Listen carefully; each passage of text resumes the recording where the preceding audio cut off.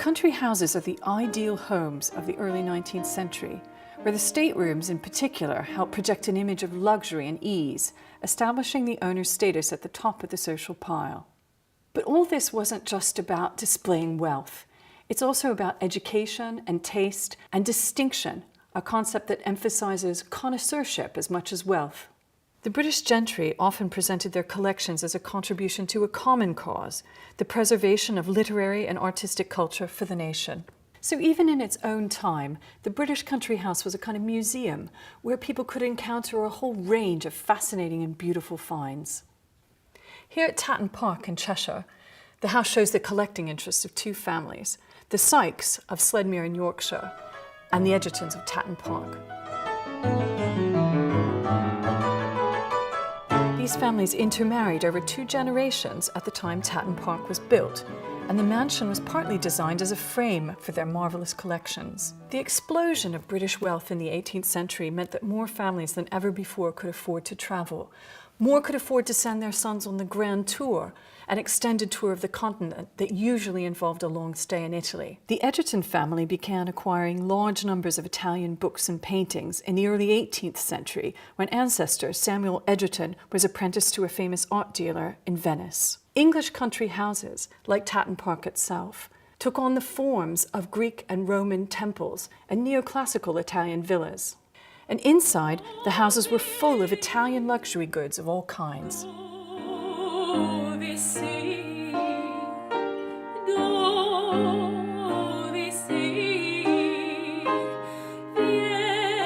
The collecting impulse was not just about bringing stuff from abroad. It was also about claiming a British history of cultural achievement. One way was through ideas of connoisseurship. British collectors promoted the notion that they could appreciate fine things and historical treasures better than the original possessors or producers.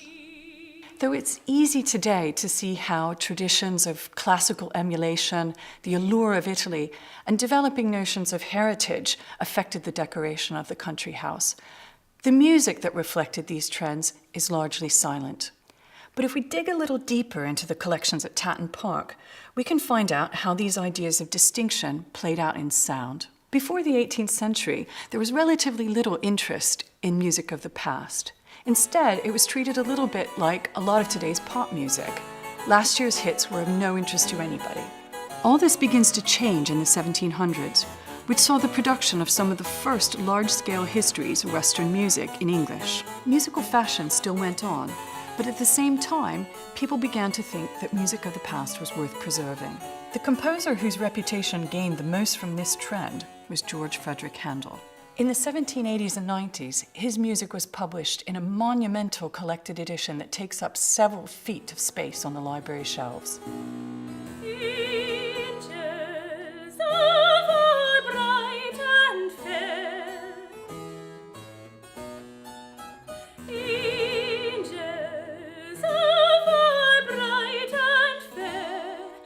Another figure who became central to notions of musical heritage was the 17th century British composer Henry Purcell. At Tatton Park, there are 4 valuable manuscripts of his music, collected by an Oxford professor of music in the 18th century.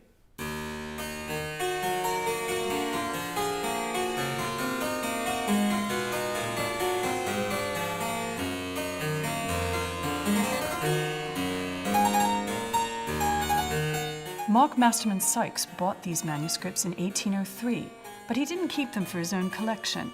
He gave them to his music-loving sister, Elizabeth, instead. Here's his handwritten note of his gift to her, dated right after her marriage when she moved to Tatton Park.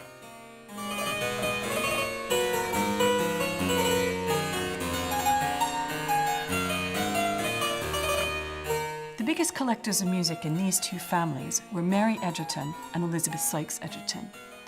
Mary Egerton's large collection of music was sold when she died in 1845, but Elizabeth's collection is still here today at Tatton Park.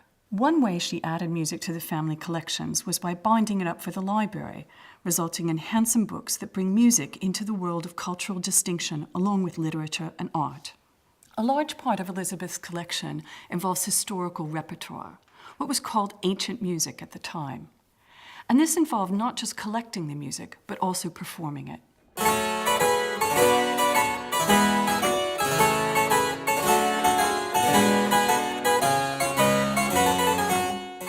collection also reflects the British admiration for Italian luxury goods. Cultivating this music at home also meant learning to sing in the Italian manner.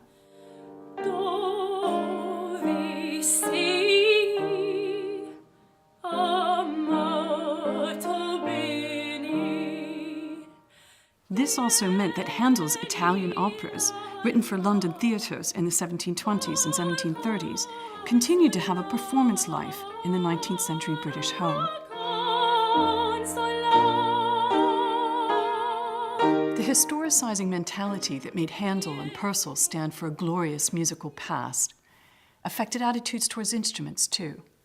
Although this instrument looks a little like a piano, it's actually a harpsichord.